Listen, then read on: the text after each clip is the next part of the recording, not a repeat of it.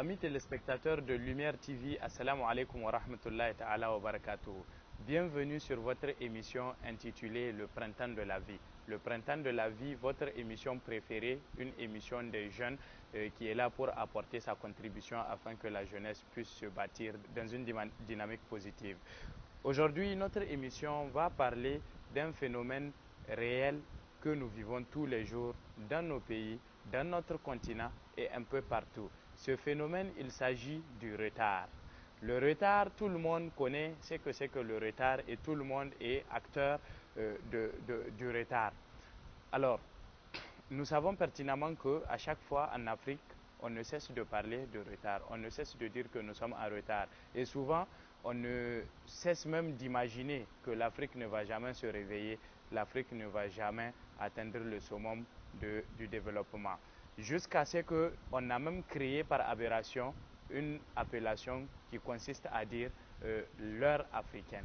L'heure africaine parce que les Africains sont connus comme champions du retard ou du non-respect du délai par rapport à toute action entreprise. Et c'est pour ça aujourd'hui, nous allons attirer l'attention des jeunes par rapport à ce retard. Parce que si les jeunes se mettent en retard, ça veut dire que le jour où ils vont franchir l'étape de la vieillesse, ils vont s'en rendre compte que ce retard leur est fatal. Et c'est pour ça qu'aujourd'hui, à travers cette émission, nous allons parler de retard. Nous allons rentrer dans les détails, nous allons évoquer ce qui vous paraît inexistant, qui est réel, ce que vous n'arrivez pas à vous rendre compte, le dommage que vous vous causez tous les jours et que vous n'arrivez pas à vous rendre compte. Le retard commence même dans le cercle familial. En Afrique, un peu partout dans nos pays, lorsqu'on donne rendez-vous, les gens ont l'habitude de ne pas respecter le rendez-vous. Et quand vous avez un rendez-vous à 8 heures, vous vous débrouillez pour vous réveiller à 8h30. À 8h30, le temps de vous laver et de vous préparer, il sera déjà 9 heures. Et le temps de chercher un moyen de transport en fonction du pays dans lequel vous êtes, il va même arriver 10 heures. Et finalement, quand vous partez, vous accusez déjà un retard de 2 heures de temps. Ou bien, en plus de cela, vous avez ceux qui, en réalité, quand ils ont un rendez-vous, c'est même à l'heure du rendez-vous qu'ils appellent pour demander « Ah, est-ce que le rendez-vous que nous avons tient toujours ?» Alors, par rapport à tout ça, nous n'arrivons pas toujours à prendre conscience de la perte, que ce soit sur le plan financier, que ce soit sur le plan matériel, ou même que ce soit sur le plan moral, ce que nous perdons est énorme. Certains ont l'habitude de dire, selon un dicton anglais qui dit « A time is money ». A time is money parce que quand le temps passe, il est irréversible. On ne peut pas ramener le temps. Le temps, il passe une seule fois. Et quand il passe, c'est fini, c'est de façon irréversible. Alors, qu'est-ce que nous devons faire pour pouvoir gagner du temps, pour pouvoir ne pas perdre assez de temps? Et bien, c'est pour ça qu'aujourd'hui, nous allons attirer l'attention des uns et des autres sur la nécessité de ne pas perdre le temps. Imaginez un temps soit peu, chaque jour que Dieu fait, lorsque vous accusez, pour toute activité que vous allez entreprendre, vous accusez un retard de 5 minutes. Un retard de 5 minutes, ne serait-ce qu'un retard de 5 minutes.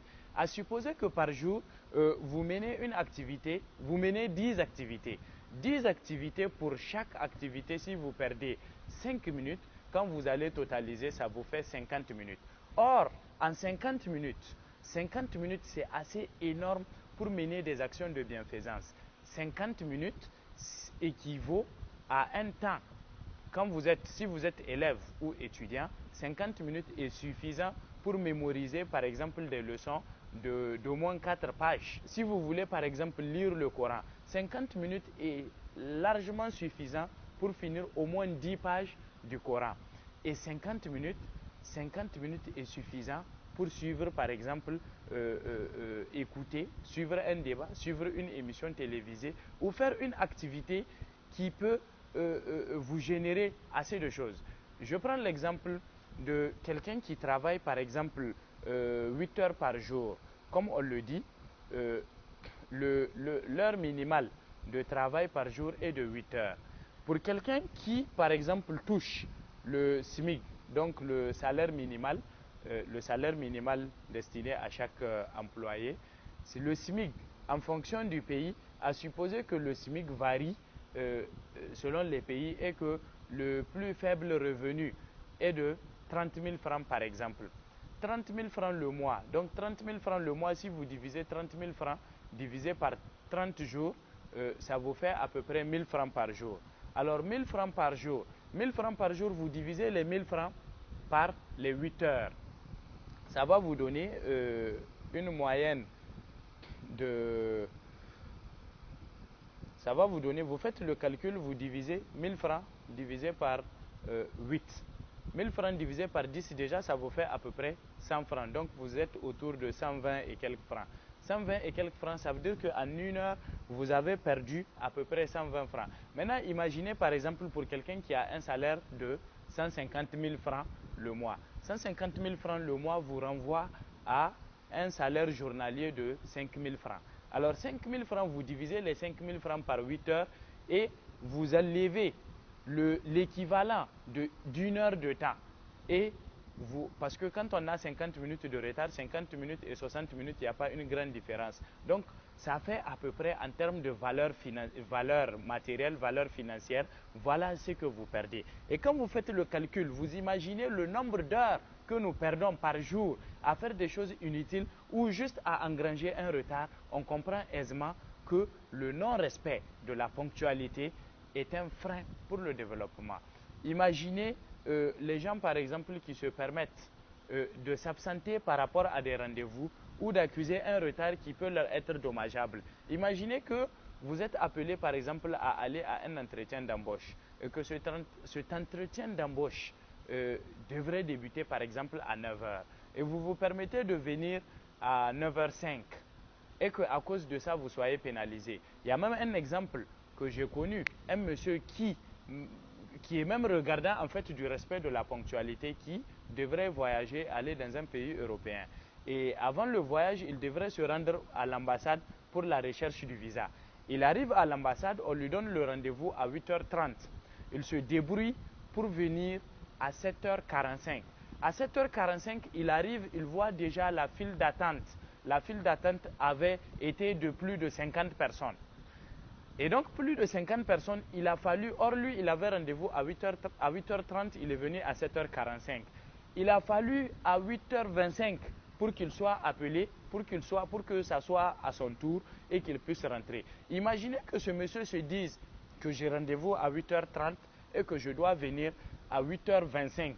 Et qu'il arrive à 8h25 au regard de la file d'attente qu'il y avait, qu'il soit pénalisé et que là où on lui a donné rendez-vous, qu'il arrive au temps ou à un temps dépassant largement le délai qui lui a été fixé.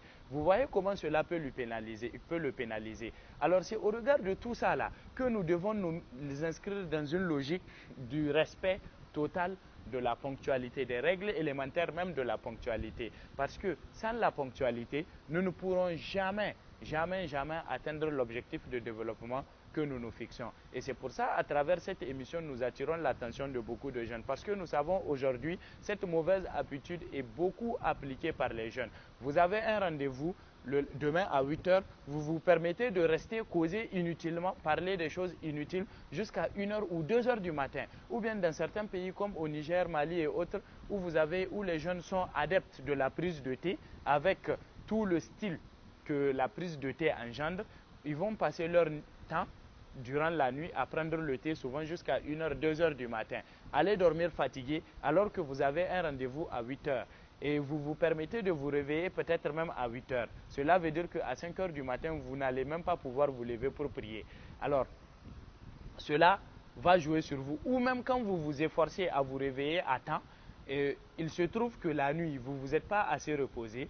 Vous allez aller, la tâche pour laquelle vous êtes appelé à remplir, vous allez aller tout fatigué et vous ne pourrez pas exécuter à bon escient cette tâche. Et c'est pour ça, dans cette première partie, nous parlons du retard. Et dans la deuxième partie, nous allons venir pour vous donner des conseils pratiques sur comment se comporter pour ne pas observer le retard. Sur ce, nous allons marquer tout de suite une pause et nous revenons juste après la pause.